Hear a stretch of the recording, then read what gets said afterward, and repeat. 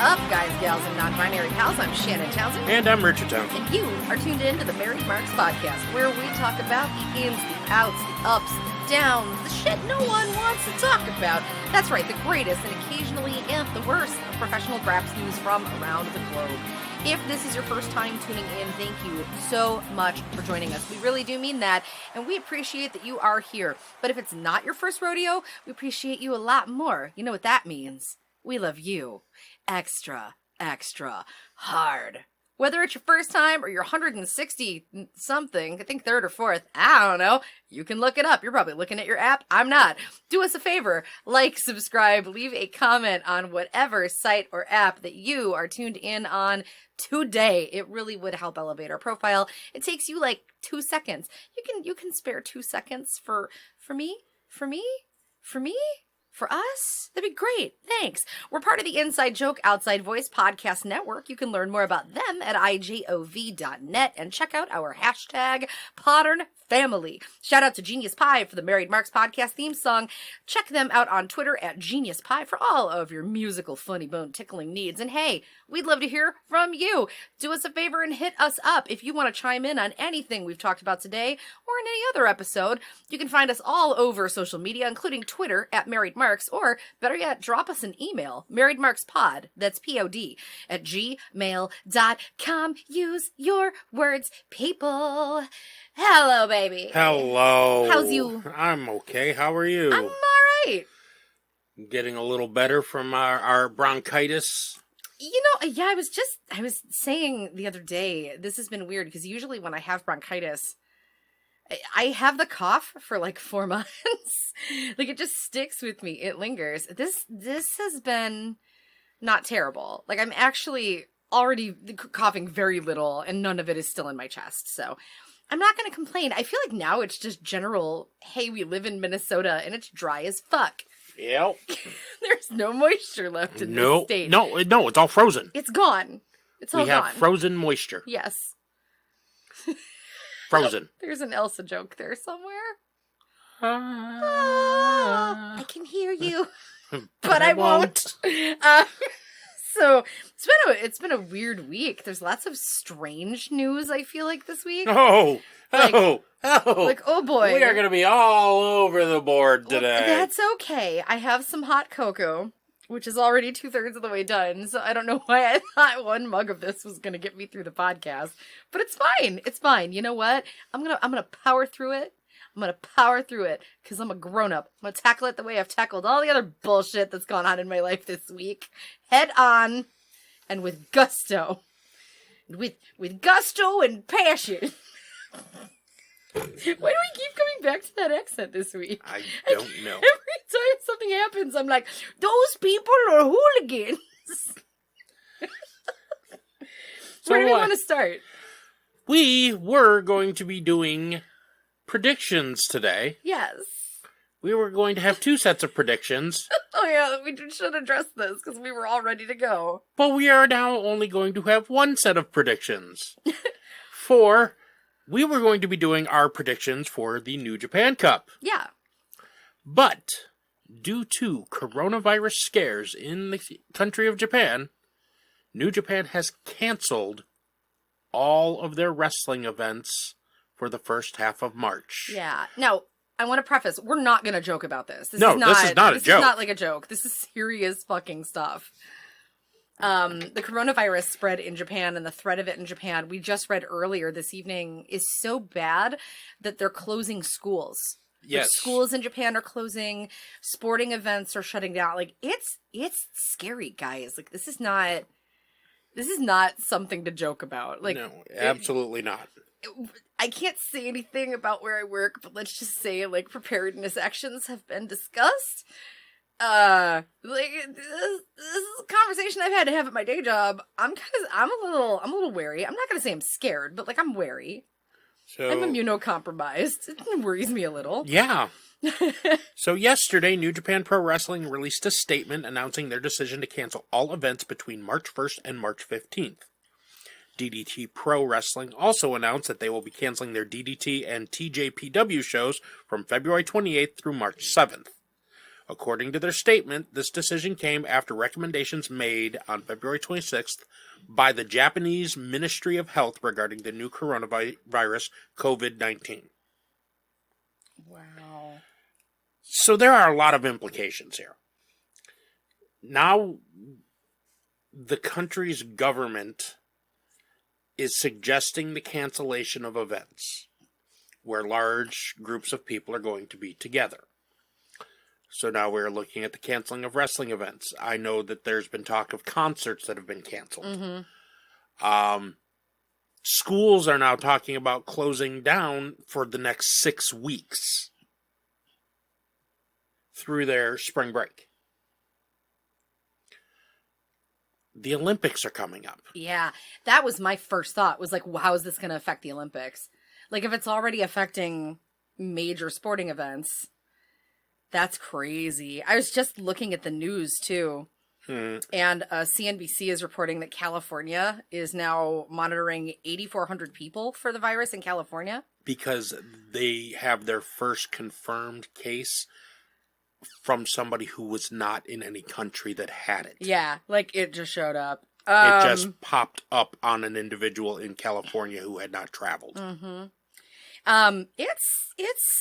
It's bad enough that where we live, the Minnesota Health Department has started warning people, like, keep a week's worth of food in your house just in case you have to be quarantined. I mean, the good news is most of the cases are pretty minor. Yes. Like, it's not, we're not going to have the same. We're not going to go into fear-mongering, Totally. Yes, there is a less than 2% fatality rate with this. Yes. But these numbers have now reached outbreak levels in countries like South Korea and Italy and Iran and China and Japan. We have reached outbreak levels. We have not reached pandemic levels yet. Right. But if this continues on this upward trend like it has, we will. Mm-hmm. Well, and the New York Post was reporting today that the difficult part is because most of the cases are so mild, it's fairly easy to treat, but the mild symptoms make it harder to contain. And that's what's so scary. Like, mild cases make it a lot harder to contain it. And there's also the fact that you don't know you have it. You can start spreading it before you're even showing symptoms. Yeah. Which is really scary. It's crazy. Like, I gotta tell you guys, I've been to the doctor, twice in the last week for different things, because I had a dermatology appointment, and I had, which had nothing to do with this. And then when I had, when I sprained my ankle, I had to go in, which is how I got this cold bug that really took it out of you real hard and didn't take it out of me nearly as hard. Yeah. But like, man, the questions that the medical professionals have to ask right now, and it doesn't matter what department you're, like, I went to a dermatology appointment and they were screening for coronavirus at the counter. Like, it's crazy to me. And, I see a lot of people saying, well, the flu is more lethal and more people have died from it this year already. Yes, there is a difference, though. There's a vaccination for the flu. Well, and they're talking about, they're developing the sorry, we're totally derailing off of wrestling here, guys. But it's this related, has been a conversation with us. Like, we've been talking about this because we talk about news a lot. Yeah. They were saying that, like, the Dems are really pissed off because they've said that, like, yeah, there's a vaccine that's going to probably be released very shortly here, but it's not going to be affordable. Yeah, it's going to be like $4,000. Mm-hmm. I know. Welcome to our country. Yep. See, and that's where we were saying we're going to have a problem because, like, we don't have accessible healthcare here. Yeah. So, which is a whole other conversation. Let's not get into that. To wheel back to wrestling, to wrestling. Yeah, so we are now starting to see major events being canceled due to a possible virus outbreak. Mm-hmm. Where things go from here, we don't know. But, things can be affected. Mm-hmm. I'm actually kind of concerned because I know the Middle East has been starting to get outbreaks of it. And what just happened today? Yeah, we had WWE talent at a Saudi show today. Yep. So this is interesting. I think we're definitely going to keep our eyes on this whole scenario, especially since, like, let's be honest, New Japan's schedule has kind of been wackadoo this year anyway because of the Olympics. But I'm really intrigued, like, if this gets worse, how is that going to affect sporting in Japan? How is it going to affect future New Japan events? How is it going to affect, just all sorts of things? So...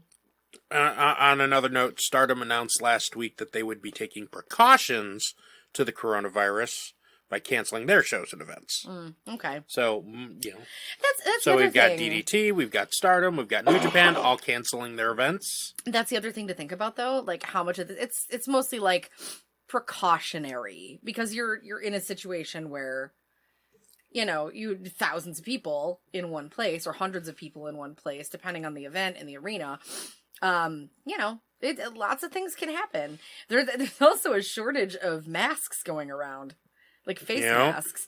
And what's funny is, like, actually I read today that they're saying don't necessarily run out and buy those or try to buy those because there's no proof they're actually helping right now.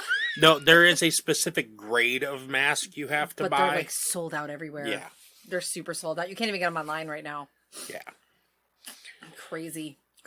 We'll keep you guys posted for sure no matter what happens with this story. So we are at roughly 2 days left in Matt Hardy's contract. And Matt's been pretty active. Also, Rebby been slinging some garbage. Yeah. Like she do. Yeah. But yeah, Matt's been pretty active. I think we have seen the light. We have seen the return of something devious. Yes. Yes, Matt has definitely been teasing the return of Broken Matt. I'm here for it. I am too. I'm fine with it. It's so stupid. I just can't not love it. So, I mean, there's numerous rumors. There's rumor going that he's going to be in AEW. Mm-hmm. There's rumors that he is going to NXT. That would be a surprising move to me. Yeah. That just feels like... There is a rumor of his return to Ring of Honor. Wait, I'm sorry. Wait, no, I'm sorry, sir. Hold on, you gotta hold up just 1 second here. No, you gotta give me a minute, because I'm sorry. Wait, there's a rumor he might be going. Wait, hold up. I need your patience for about the length of one ad. Oh, the length of one ad? Yeah, you said he might be going back to what promotion? To Ring of Honor.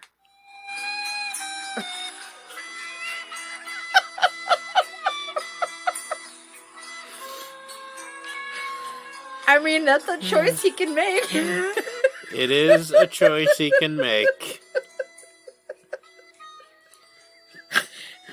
I mean, yes, so enough of that. It's never enough of that. Might as well save that, though. You might as well save that, okay, though. I'm ready. I'm fucking, Okay. I'm well, ready. no, we're not going to need it right away. Oh. But you might want to save it for I'm later. having a juggernaut bitch moment. I'm ready to fuck. Let's go. Oh, because Bully Ray opened his mouth today. Oh, wait, I'm sorry, who? Bully Ray. Who? Yes, that Bully Ray. Oh, okay. Well, that's good to know. We'll have to check back in on that. Yeah, we'll have to check point. back in on Ring Watch. There's a lot. I think the strongest rumor right now, though, is that Matt Hardy is actually going to be the leader of the Dark Order. They have been teasing the leadership for the Dark Order. Ooh. And Dark Order cut a promo where they called somebody obsolete. So that's pretty obvious. Yeah, but it could also obvious. be a tease because Jericho told Matt Hardy he should stay home. That he is not welcome.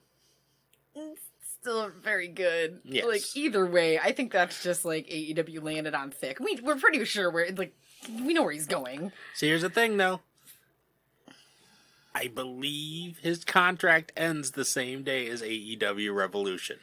So he may just show up at the pay-per-view He and could. own the shit out of it, which would be fucking cool. I'm here for that. Yep. You know what? I think Matt would be a great addition to AEW right now, if only because, like, the one thing that AEW is doing better than anybody else is fun schmaltz. Yes. Like, they own the camp factor. They do.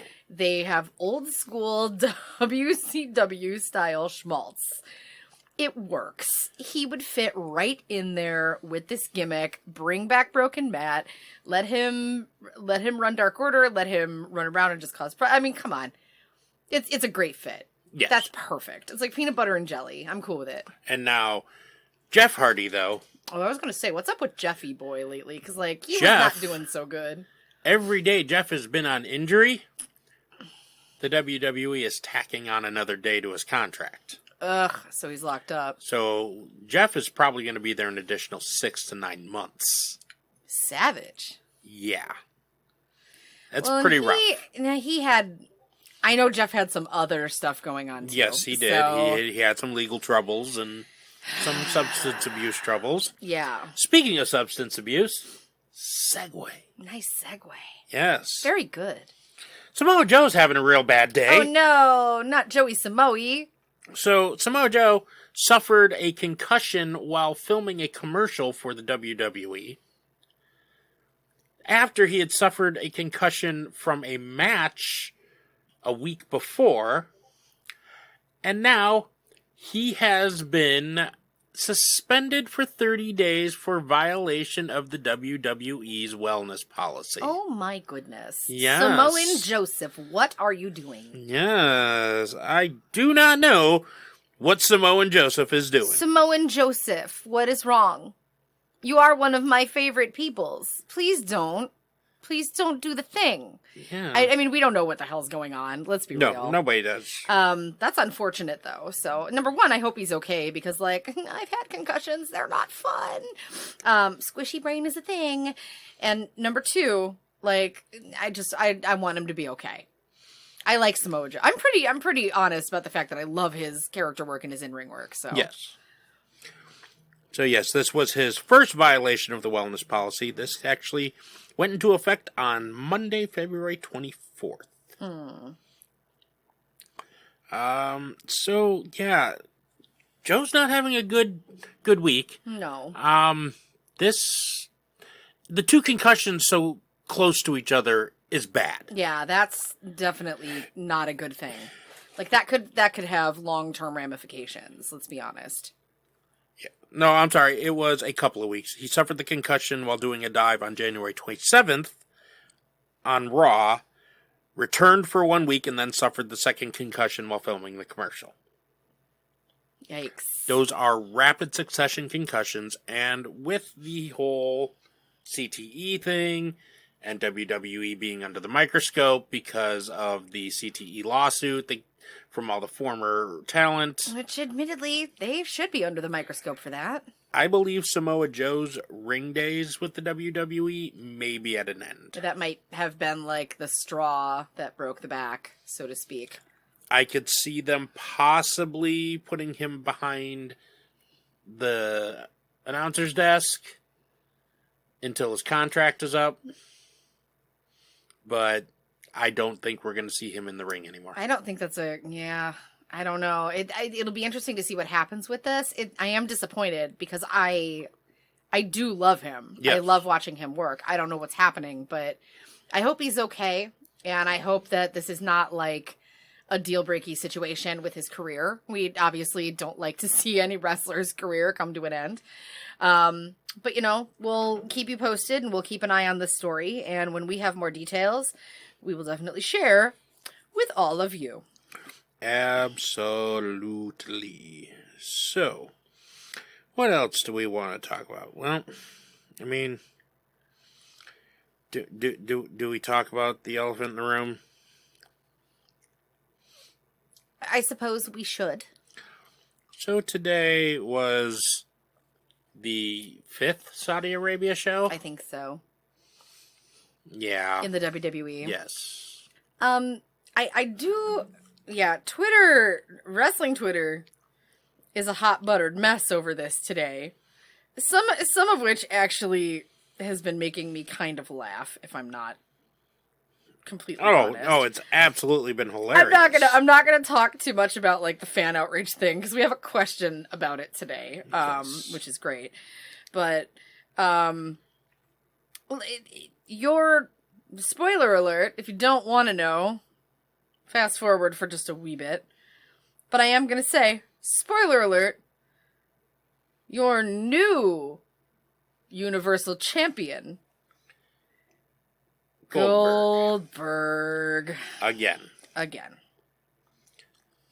Now, you all told me I was crazy weeks ago. Y'all, if you go back and listen to early episodes of this podcast, you should know Richard's a fucking wizard. He predicts things that I don't even know how he figures it out. He's got some kind of crystal ball somewhere, and he doesn't share his fucking findings with me at all. I don't understand it. Weeks ago, I told y'all that Vince was going to feed The Fiend to Goldberg. I also want to say, like, the footage is real sad. Like, he couldn't even do his finisher real good. He did. It was bad. It was awful. One jackknife powerbomb and 5 spears. Yeah. That was the match. It was awful. I mean, at least... God, I never thought I would say this. At least when Lesnar gets in the ring and does the same 5 fucking moves over and over again, he does it with some impacts. Like, people, you're making me defend Brock Lesnar. What is going on in this world? Oh, but the fun doesn't stop there. Oh, no. Oh, no, it does not. Oh, no. Because the nostalgia train kept a-rolling. Yuck. And a-rolling. Yuck. As Brock Lesnar won and retained his title. Fine, whatever. Like, it's just status quo at this point. It's terrible. And remember, there was a gauntlet tournament? Yes. For the, and I'm not even going to try and pronounce it, the trophy at Super Showdown? Mm-hmm. Yes. Guess who won? The Undertaker. You didn't say that right. No, I said it just fine. You didn't say it right. No, I appreciate Steven Larson. I know. I love Steven Larson. I can't not say it, though. It kills me. But I am beyond joking about The Undertaker being in matches anymore. He needs to stop. Like, we just need to stop. There was one really good thing that happened, and I do want to point out somebody on a group that I'm on. I'm going to quote this person. I'm not going to say their name, but I am going to quote them. This is... By the way, once again, Lana flew 13 hours just to look fabulous for all of 10 seconds on stage and camera, then walk right backstage. That's a 26-hour round trip for 10 seconds of screen time. I admire that determination. Yeah? She did look amazing. She did. She looked amazing. God, it's so gorgeous. Oh my God. I have no words. I have no words for how ridiculous this is. So now... because of all of this McManery, that's about the only term I can use here. That's the term good. From here on out. Oh, it's so Vince good, Rich. McManery. Vince McManery. What in the great googly moogly Vince McManery is this? We are looking at matchups at WrestleMania now of Goldberg versus Roman Reigns for the Universal title.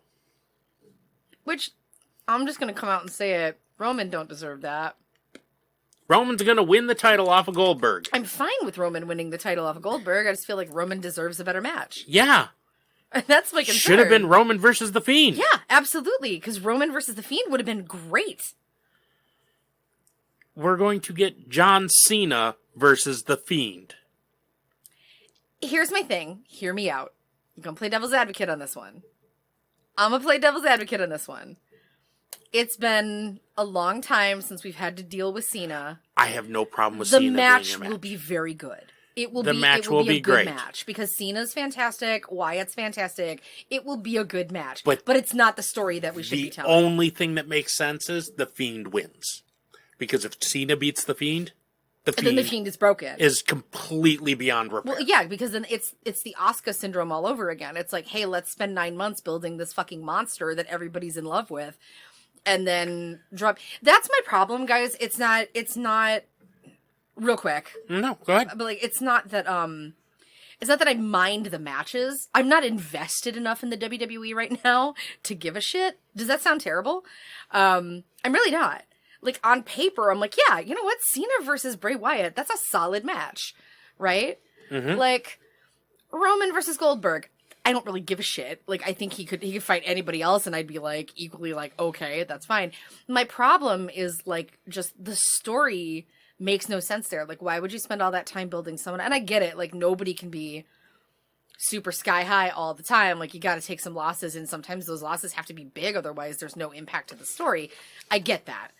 This is just, but it's Wrestle fucking Mania. Like, why would you not go with the match that is going to, like, get the most attention, get the most people paying attention to the network, get the most people rope those people in.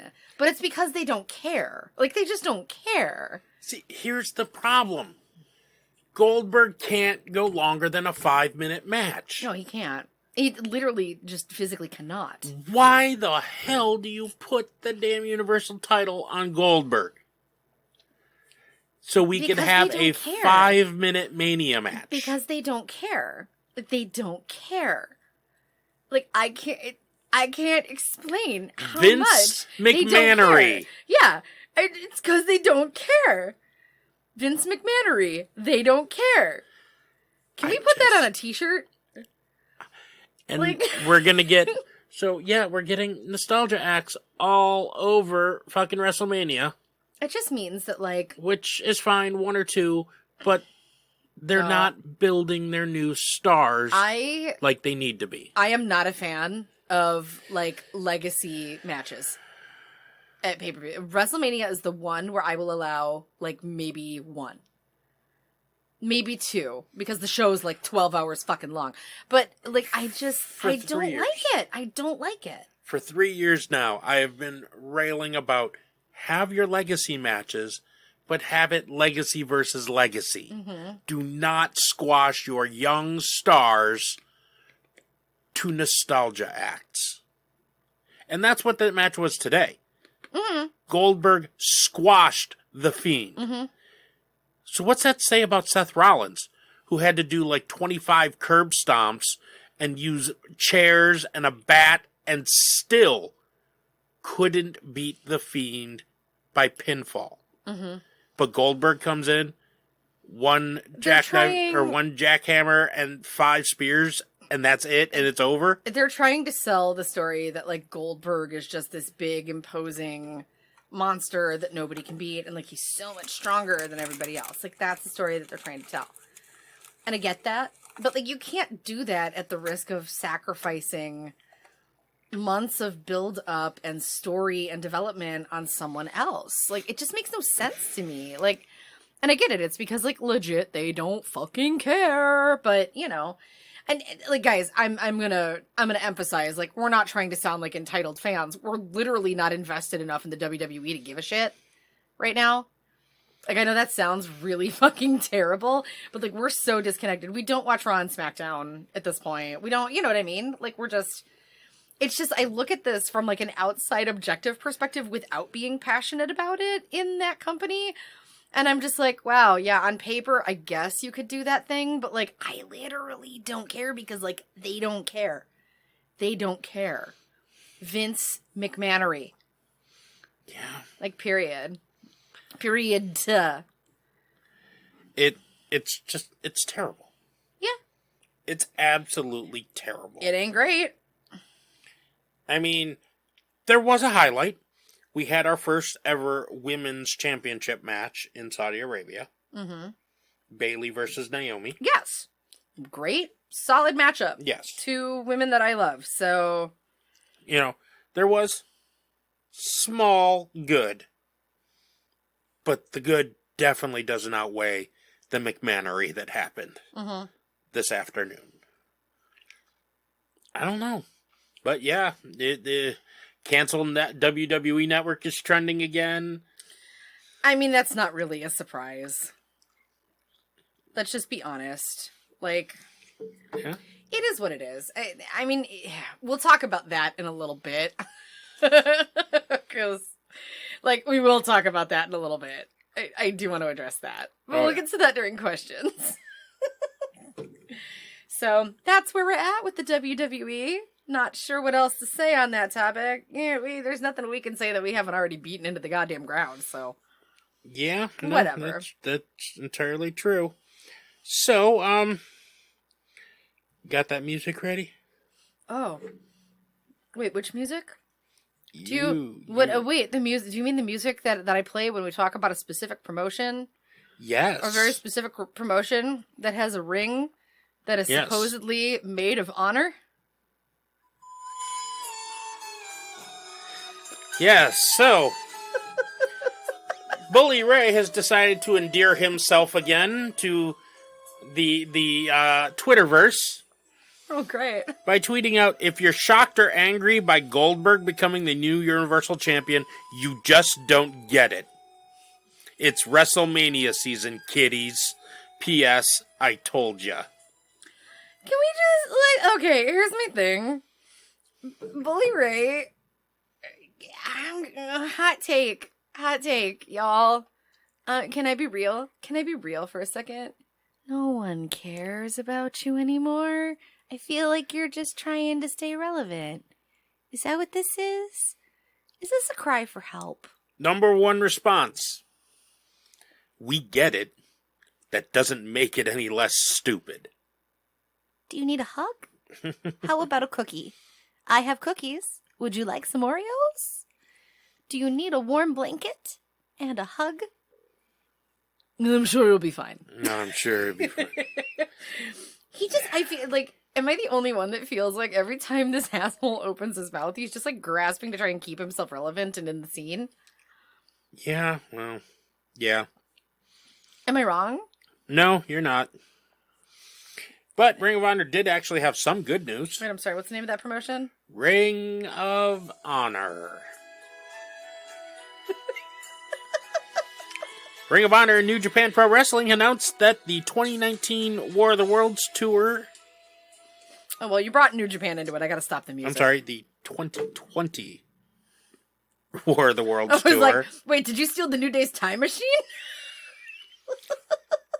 There will be a War of the Worlds tour, Ring of Honor, New Japan, in 4 big events in May. Buffalo, Toronto, Kalamazoo, Fucking what? and Villa Park, Illinois. Fucking what? I'm sorry, of all the places you can talk about, Keizu was not on the top of my list. Yes. What?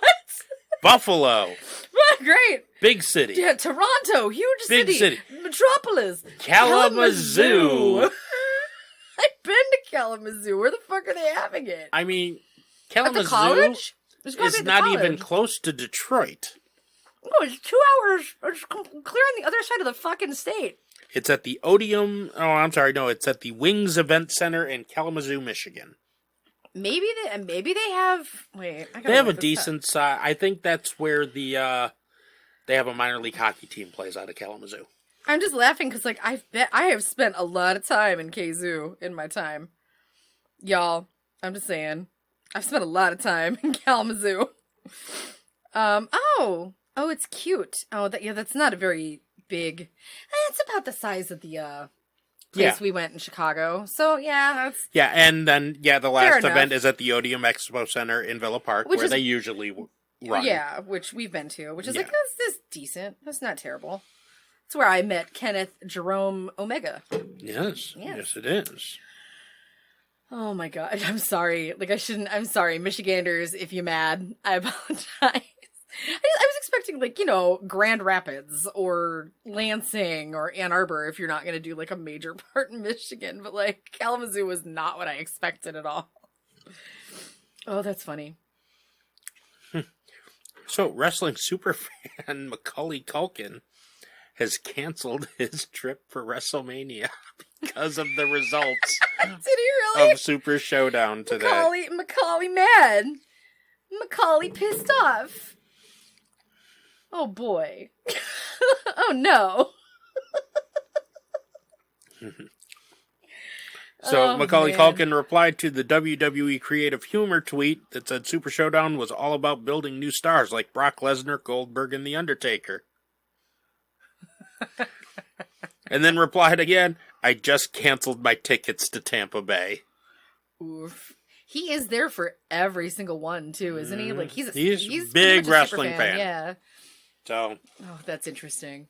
My God. Yeah, well, we move on to predictions. Let's talk about predictions. Because we have AEW Revolution coming up this weekend. We sure do.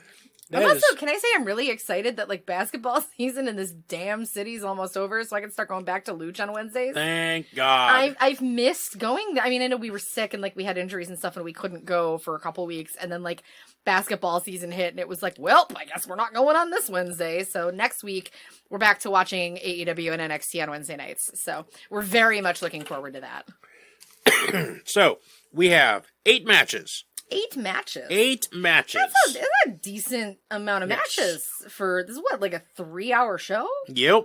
8 matches is a lot for a 3-hour show. So, That's a lot. no, it's probably right on task. No, there might be 1 or 2 of these. Are any of them pre-show matches? Yes, one of them is a pre-show match. Okay. So 7 main show matches. Okay. Our pre-show match is a tag team match. Fine. SoCal Uncensored, Frankie Kazarian and Scorpio Sky versus the Dark Order, Evil Uno and Stu Grayson. I'm going to go Dark Order on this. Yeah, I'm pretty much there with you too.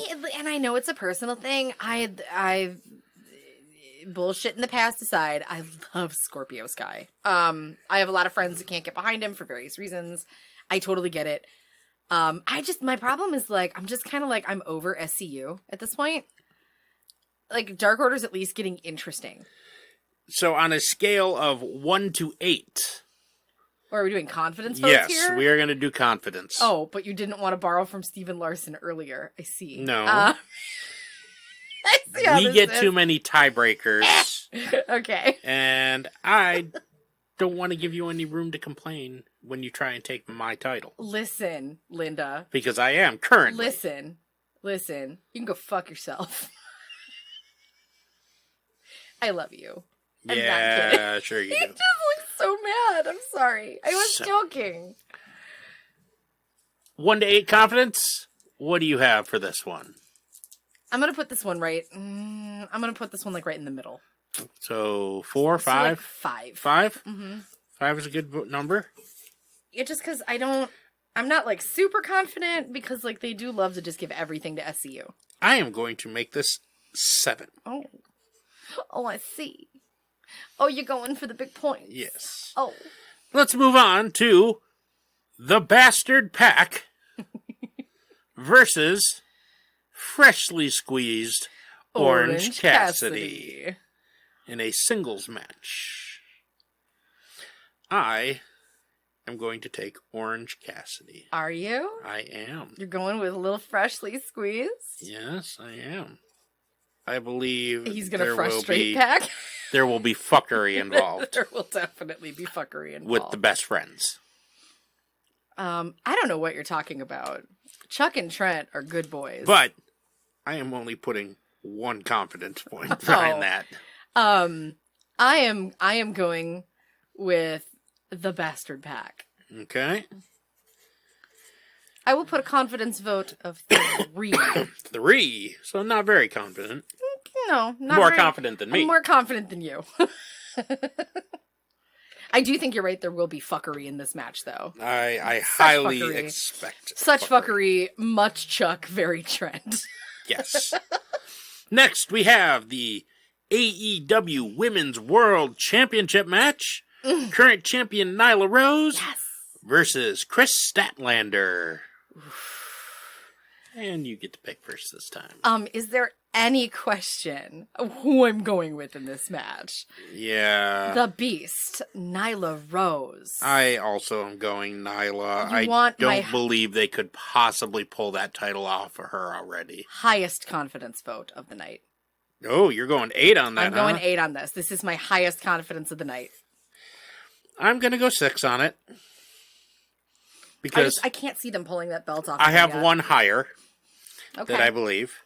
Yeah, I don't see him pulling the title off of her either. By the way, we didn't actually get a chance to talk about Nyla Rose being on The Talk is Jericho Talk podcast. is Jericho. Well, let's circle to that once we're done with this, and because I do want to touch on it a little bit, because I do have opinions and thoughts, and then we'll move on to questions. Yep. Next, we have in a singles match, Darby Allin versus Sammy Guevara. I am so excited for this match. Can I be honest with you? I'm dorked about this one. I think this one's going to be a lot of fun. So I am going Darby, and I'm confident, but I've already used my 7 and 6, so it's going to have to be the 5. I'm also going to go Darby on this one. Mm-hmm. This will be my. Did I use a 5 already? Yes, you did. Let's go 6. 6? Yeah. Okay. That was a pretty safe bet. I think Darby's going to absolutely crush Sammy Guevara. Yeah, I think so too. They could swerve us, but you never know. Here is my lock of the night. Oh, what do we got? Jake Hager versus Dustin Rhodes. Sensible slacks, Jake Hager. Sensible Target worker khakis versus Gold Dust. Yes. I own Radio Shack polos and only wear them to the ring. Jake Hager. Yes. Really hate him. Yes, I know. I am not a fan either. Oh, God. I gotta go Dustin on this. Well, are you speaking because that's what you want to happen? No, it's because it's what I honestly think is going to happen. You believe they're going to have Dustin Rhodes beat Jake Hager in his very first match? Probably not. Fuck. No. When you put it that way. No, and that's why that is my lock. That is my 8 in confidence. I mean, I suppose I could put Dustin at a 1. There you go. We'll stick with that. Okay. There you go. Okay. All right. It's a minimal loss. Because my girl Nyla's got this shit on lock. It's fine. Don't worry about it. Next, we have the AEW World Tag Team Championship match. Mm-hmm. We have the current champions of Kenny Omega and Adam Page. So weird. Versus the Young Bucks. Am I going first? Or yes. Are you? I am going to give this to the Young Bucks. Yeah. I have thoughts on how this is going to end. Because I think what's going to happen is Matt and Nick get the belts, and Paige finally loses his shit and just turns on all 3 of them. And it's the only instance in which he'll be able to do that. Because if he stays in a tag team with Kenny, like you can't be mean to the Elite. You can't when you're still tagged up with like one of the Elite. So I think the Buccos get this. And Paige, in a fit of rage, just does some crazy cowboy shit and just decimates the 3 of them after the match and stomps off. I am fairly confident that this is what's going to happen. I'm pretty confident that in that aspect too. What's my highest I can give? You have a 7 remaining. I'm going to do 7 on this one because I'm really confident that that's what's going to happen. I am not as confident, but I'm still going to put it as I still have a 2, a 3, and a 4. I am going to put it as my 2. Do you think there will be cowboy shit? There will always be cowboy shit. I mean, but do you think my story is a good I lock? think your story is a pretty good story. They've been leading up to this for quite a while. I mean, especially like after the weird like TikTok videos they were doing last weekend from Toy Fair. Yep. And all sorts of stuff where his toy was like decimating the Young Buck toys, and yeah, I honestly think that this is just where they're going. I think and they've been teasing this like Hangman Page turning on the Elite for eons, so this would be a good payoff. I'd be fine with it. Next, we have MJF with Wardlow versus Cody with Arn Anderson. So we finally get the MJF Cody match. This is my first pick. Yeah. And I am going to take MJF at a 3 confidence. I would put it higher, but I've already spent all my higher. Mm-hmm. I also have to say MJF because if you're going to give, excuse me, if you're going to give the Bucks the belt, I don't think you can give Cody a win. It just doesn't make sense in my mind. Like Cody's got to take a loss. You know what I mean? Yeah. which no. fine. You have a 2 and a 4 remaining. I'll give that a 2. Give it the 2? It's fine, yeah. Like, I'm fine with it. It's a thing that can happen. Yeah, and honestly, I think it doesn't hurt Cody to lose. No, and this will be a good match. Mhm. Like, they have good matches. So I'm not mad at that. It's fine. It's super fine. And last, your main event. For the AEW World Championship, we have Chris Jericho versus Jon Moxley. You get to pick first. Is there any question who I'm going to pick? Come now. You didn't even have to ask me. So Jonathan Richard? We've talked about this. Jonathan Moxley. Yes. I would give this a lot higher confidence, but like I'm pretty solid with the rest of my choices. Yeah, so so you have a 4. that's a 4 on that one, which is fine. It's like middle of the road. Also taking Mox, and I also have a 4 confidence on that as well. They've been telling this story. It's like, it's decent. Can I say how nice it is to actually go into an AEW pay-per-view and say, hey, they've been telling stories? Yeah. So I'm not mad at that. I believe, though, it has been long enough where a title change is good. Yeah, I agree. It's time. And there's also the fact that Fozzy is going on tour. Oh, well, yeah, then that's a clincher. I mean, not to say like he's not crazy and hasn't double dipped before, but Yeah. But yeah, I think that's a solid choice. So that's our predictions for it's what, Saturday night? Saturday night. Saturday night. So I'm pretty sure we will be we will be here watching it. Yeah. Although maybe we'll go to Luch. Luch. Maybe we'll have to find out if they're gonna watch it or not. I don't know. I don't know. If not, we'll do it here. It's fine. Of course they're gonna. We could do it here too. I'm fine Yes, with we that. could do it here as well. Either way, we will be way. watching. Yeah, we'll be watching for sure because this is actually I'm actually invested in this one. I want to see how the matches turn out. I'm invested in the women's match especially. There's some good story. I want to see if Hardy shows up. This is actually I have decent excitement levels for this one. This is gonna be fun. I'm okay with it. Yes, indeed. So speaking of Chris Jericho, yes, let's talk a little bit about this because Chris Jericho, who has had kind of a lengthy tenure of having slightly conservative individuals recently on his podcast, had Nyla Rose on this week. Yes. In kind of a surprising turn. And what was really interesting was, and I'll let you speak a little bit more to your thoughts on this too, his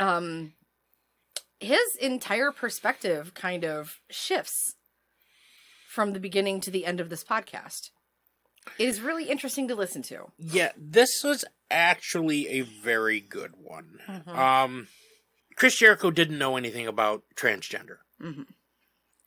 And he openly admits it right at the beginning. Right. Now, not saying that excuses some of these slightly irritating ways in which he addresses things in the beginning of this. Yes, I believe at the beginning he definitely didn't have the information to have a...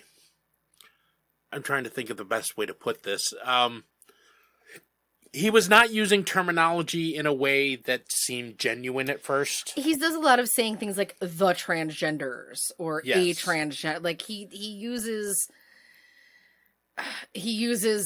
the addressive in a really troubling and irritating way. Yeah. And it's a little like twitchy for me. And he does ask questions that are taboo to ask about genitals. Yes.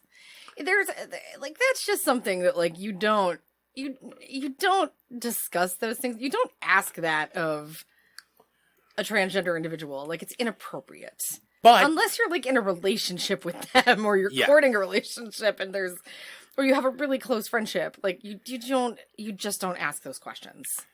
But I think this episode is required listening for anybody who does not understand transgenderism. It is Nyla is incredibly, I credit that entirely to Nyla Rose. Absolutely. I credit it entirely to Nyla Rose. It has nothing to do with Chris Jericho.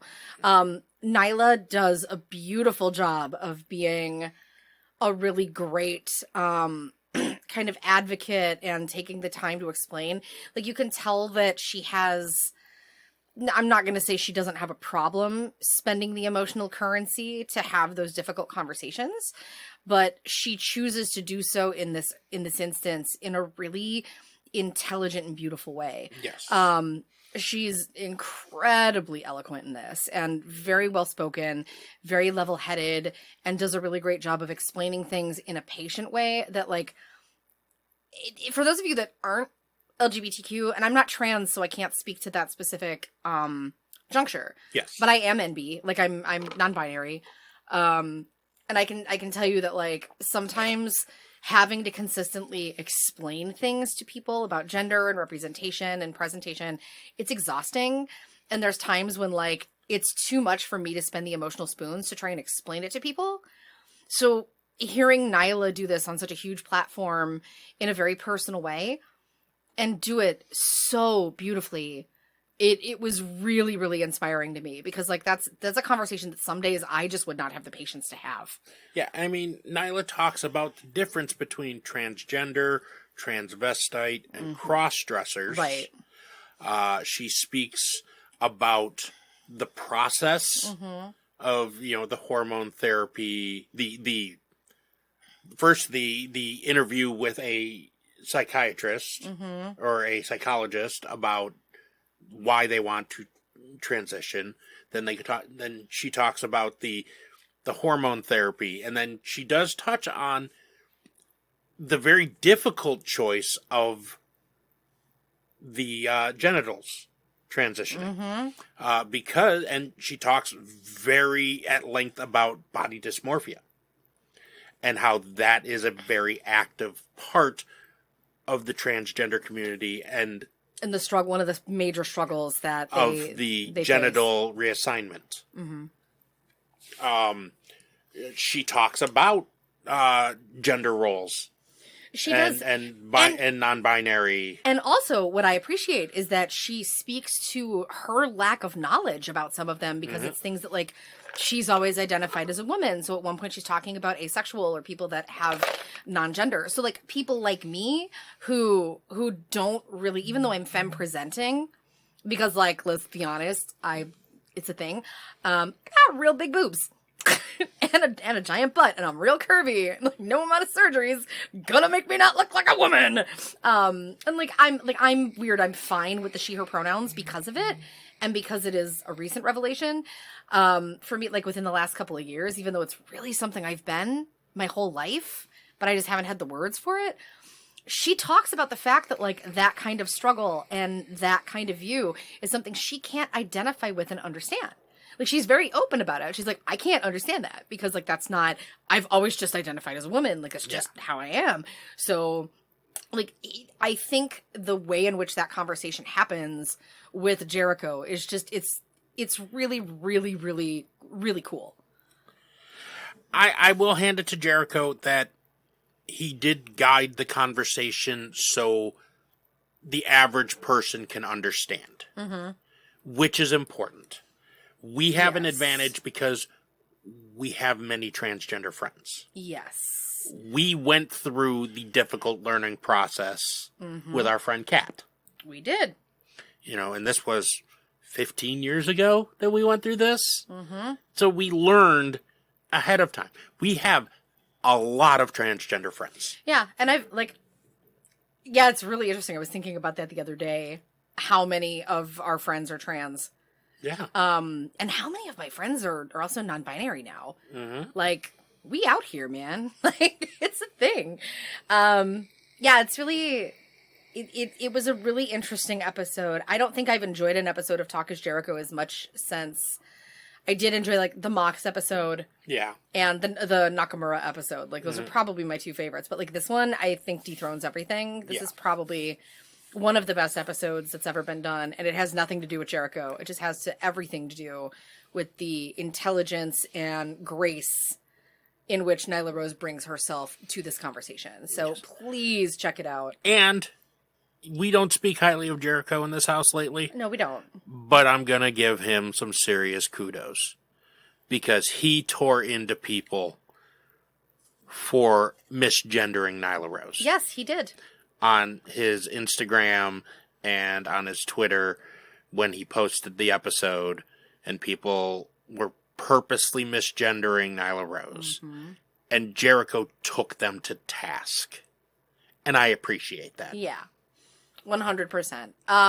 I appreciate anybody who takes the time to advocate, especially like a cis male. I appreciate any time, you know, a cis male takes the time to advocate and defend their LGBTQ friends. Yes. It's important. It's important. And I will also give him credit for editing the podcast episode with Donald Trump Jr., which was an interesting comment. removing the section about transgenderism. Yeah, because apparently he like Trump Jr. railed against transgenders. Yes. And Jericho was like, "Hey, I respect you enough to think that like you don't want this released, so I'm going to edit that piece out." Mm-hmm. But he was very candid about it while talking with Nyla Rose, which was really interesting to me because like the fact that he would talk about it later. Yep. That's interesting to me. I'm like, okay, I see you. Yeah, I highly recommend it. Even if you're not a fan of Talk is Jericho, this particular episode is well worth checking out. So please do so. Yeah, I would like to see this be Jericho's most listened to episode. I absolutely would. I think it's important. And I think if anybody has any questions about transgender, if you have questions and you'd like a moderate, very level-headed explanation of the gender aspect of it, and you don't understand it, this is actually a really great thing to listen to because it does break things down in a very cohesive way that I think is a little more accessible, and it saves you the embarrassment of having to ask, you know, questions that could potentially read a certain way or upset somebody personally. So please, please, please do give this one a listen. Highly recommend. Yep. Well, we move to questions. Yeah, let's have some questions. What do we got? You want me to read the questions? Yeah, why don't you read the questions this time? You do the thing. Let's do the thing. So let's start with a funny question. Okay.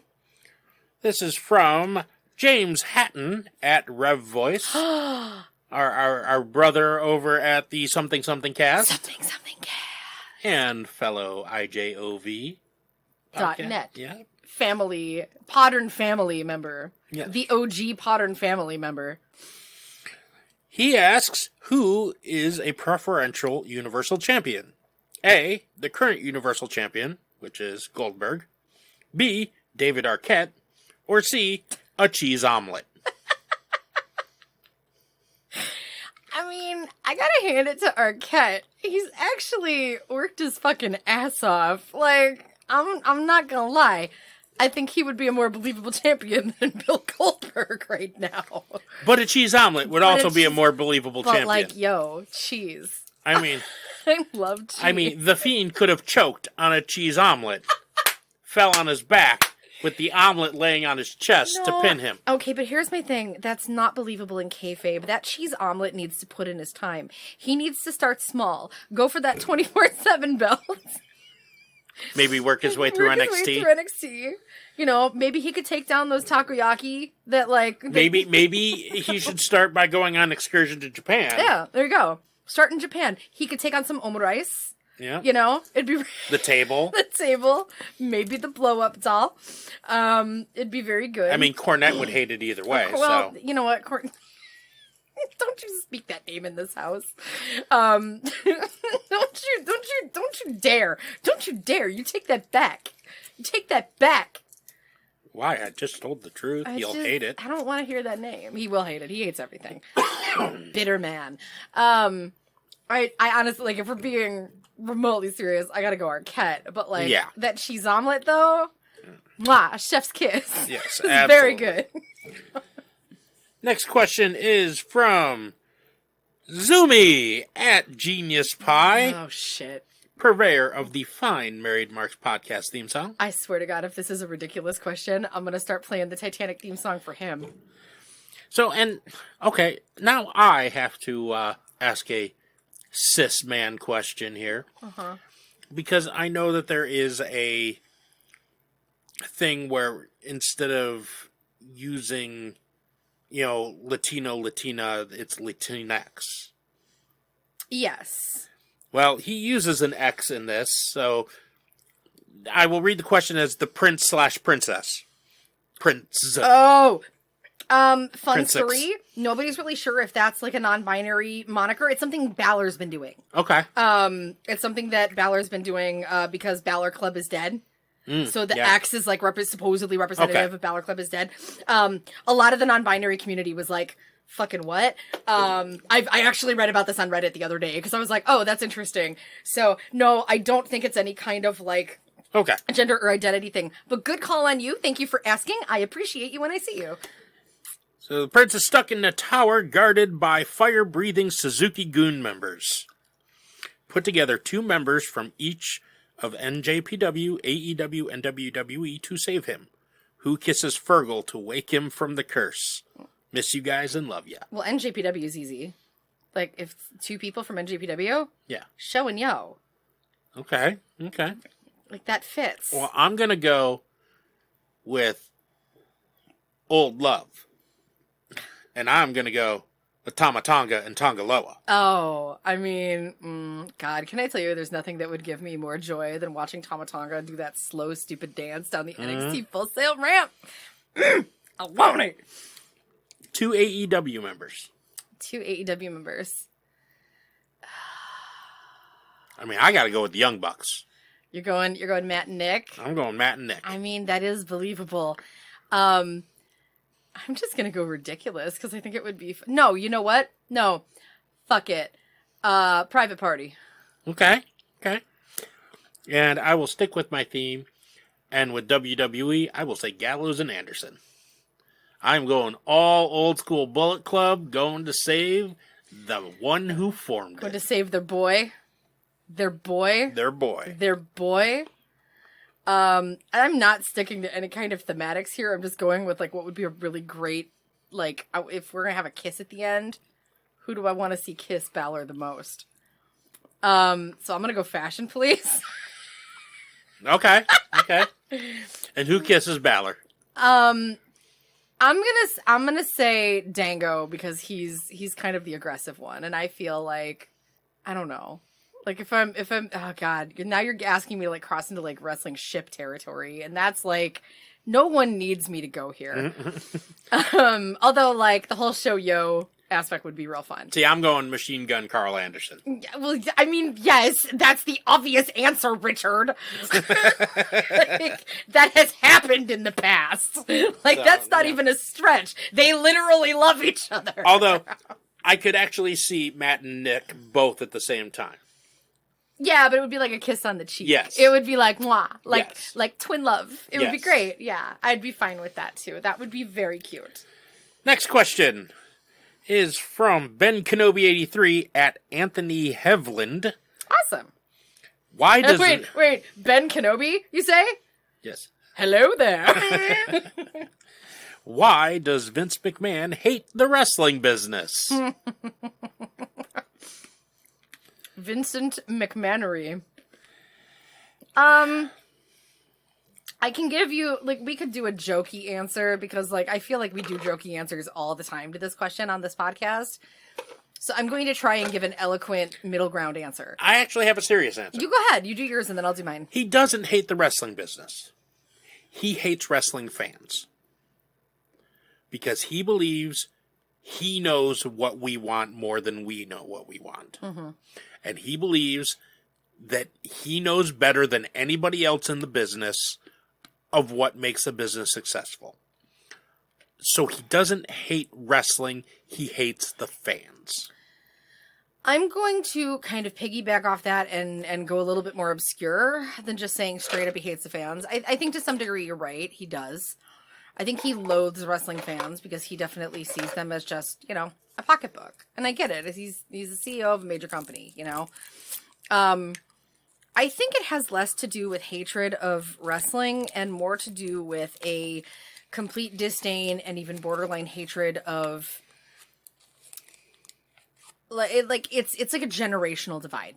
right? It's purely generational. This isn't even like an okay boomer joke. Like, it's literally, he is from an era and a time where wrestling functioned differently. He oversaw things at a time when wrestling functioned differently.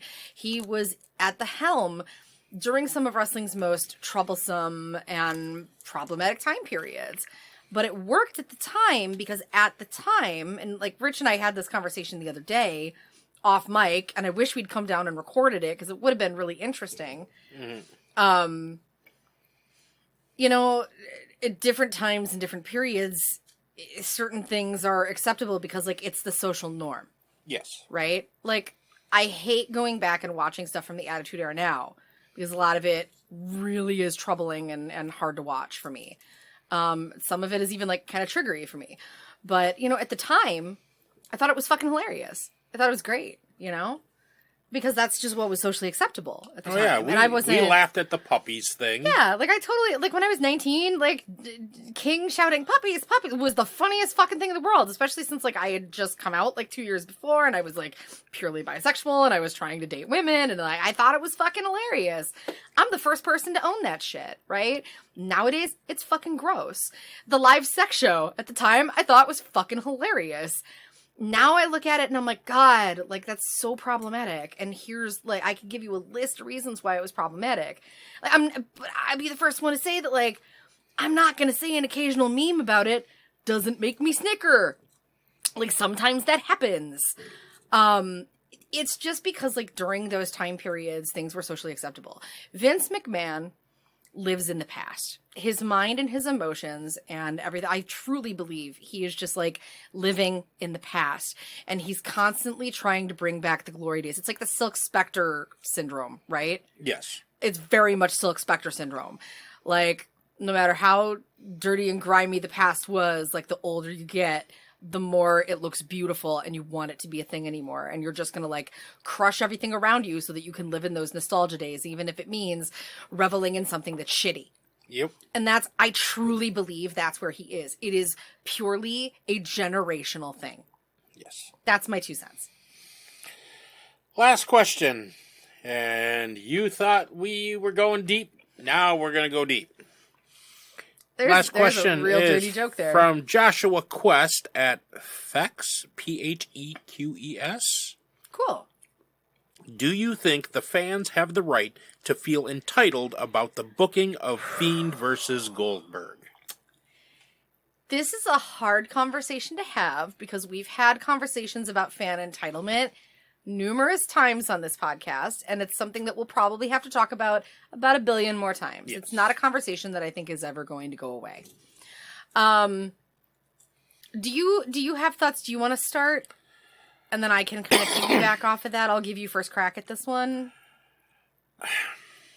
Unless you'd like me to take first crack on this one. No, I don't mind taking first crack. It's just, it is a difficult question to answer. It is. I mean, the writer in me says, no, shut the fuck up. The creator in me says, no, shut the fuck up. Mm-hmm. The consumer, the viewer in me says, if you're going to write dumb shit, I'm not going to watch your dumb shit. I think if I may. Yeah. I don't want to, like, cut you off. No, so if you have more to that thought. No. Okay.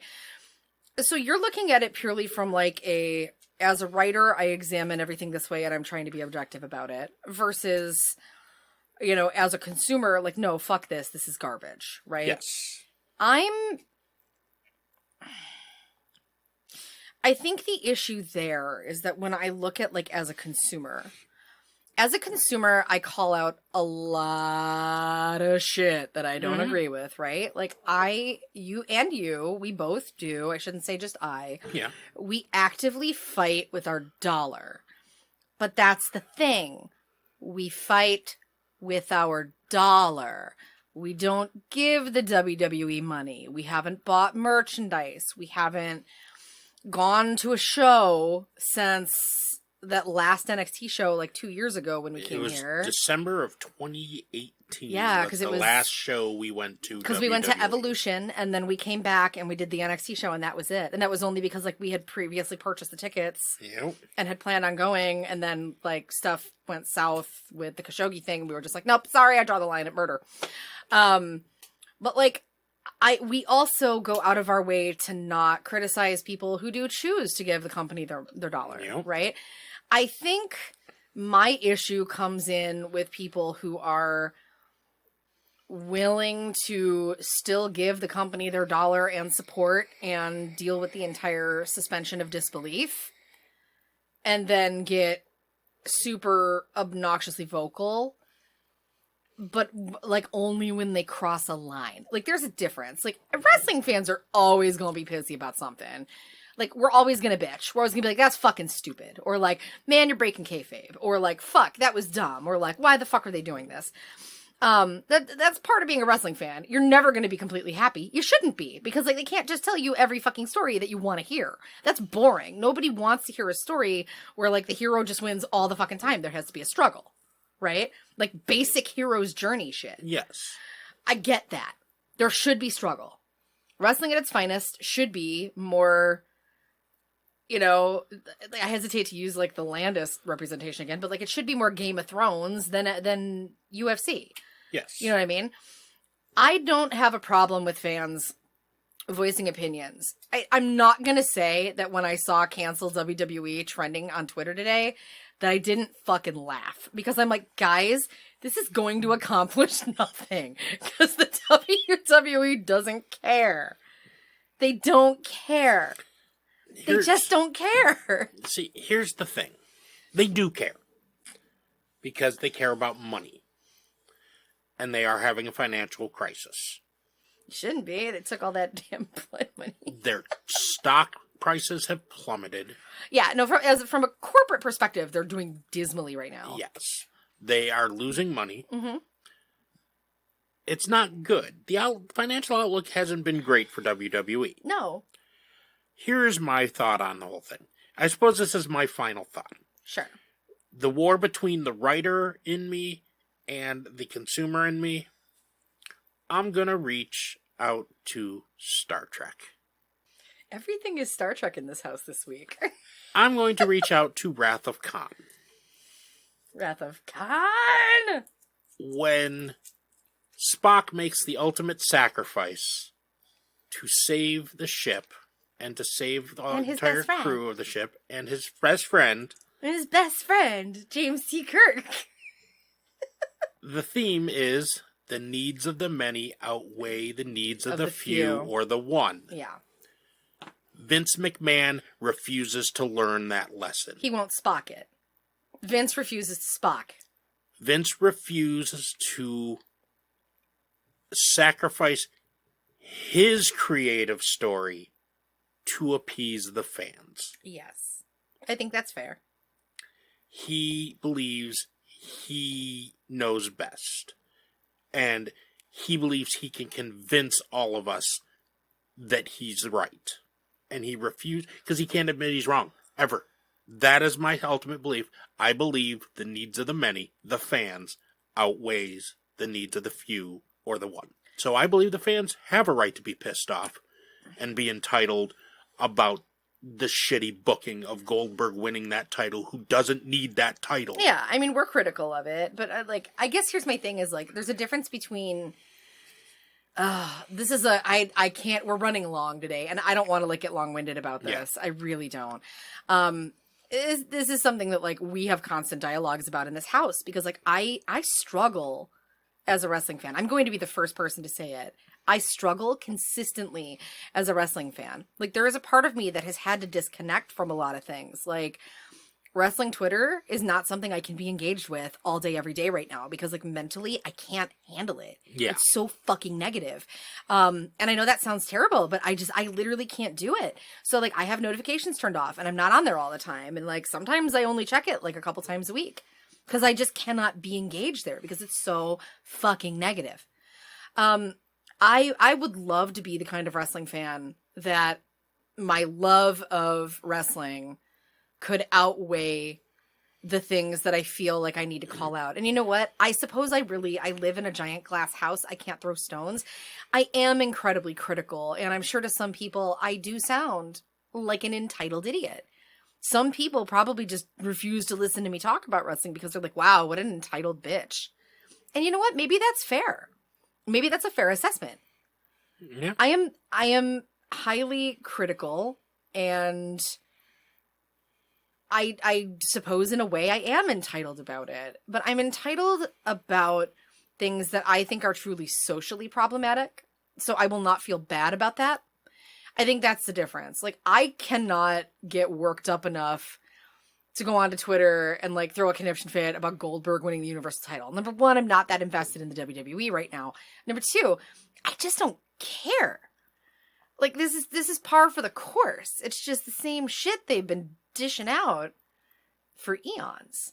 So I suppose to some degree, yeah, fans do have a right to use their voice. I think that like when they cross a certain line, that's when I get a little eye rolly. Like when you start like getting entitled enough that you're tweeting at wrestlers or you're tweeting at Vince McMahon or you're, you know, whatever, which like I'm sure I've done in the past, but like I'm a little calmer these days. I have, but only to... I've done it jokingly, like, just Oh, to no, be I'm able. seriously about the whole Saudi Arabia thing. I have tweeted at Vince McMahon. Oh, I did write. One of those people, I wrote a very strongly worded letter, and that got me absolutely nowhere. My review when we canceled the network was very scathing. You know, nobody gave a shit, but, like, it made me feel better, so I guess that's all that fucking mattered. I suppose that's my thing. Like, yeah, like, fans of anything have a right to their opinion, right? It doesn't mean that your opinion allows you to be a dickhead about anything. I guess that's my crossover line. Yeah. Like, don't be a prick. And I think sometimes when people use the word entitled, they're thinking about those people that are just acting like pricks. Does that make sense? So, like, it's a thin line. So I guess, yeah, it's cool for wrestling fans to feel frustrated, because, like, I feel frustrated all the fucking time. But it's not okay for you to, like, be a straight-up asshole about it, is my problem. So, I guess that's it. That's my Yep, final that thought. covers it. I know that it's the end of Black History Month, and I really, really, really wanted to spend some time, like, talking about some other stuff. So I'm just gonna, like, shout out, just for shits and giggles, 'cause I'm gonna extend our Black History Month conversations into the next episode too. Okay. But we also missed an episode this month. we did miss an episode, and like we're running a little bit behind this month because of everything. But like, if you had to name real super quick top 3 current Black wrestlers that you love, Top 3 current Black wrestlers that you love, because like I know who my number one is. I could actually do this real fucking quick. Go ahead. Number 3, and like I'm totally biased because it's like one of our local boys. I fucking love JDX to pieces. Yeah. I can't get enough of him. Like he just makes me smile so fucking hard. Number 2, Bianca Belair.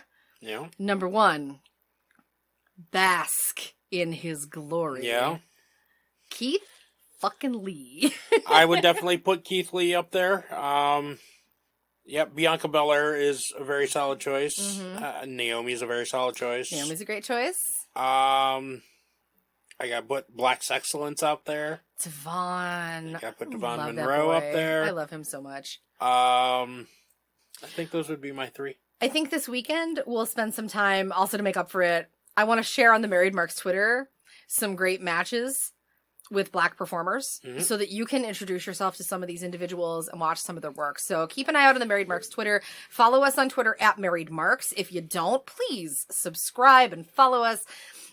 Join us for conversations. It's where you can ask us questions for future podcasts as well. And if you would like to ask a question for next week's podcast, you can hit us up there. You can slide into our DMs. DMs are open. Or feel free to drop us an email, marriedmarkspod@gmail.com. Till then, I'm Richard Townsend. I'm Shannon Townsend. And we will talk to you next week. Make good choices.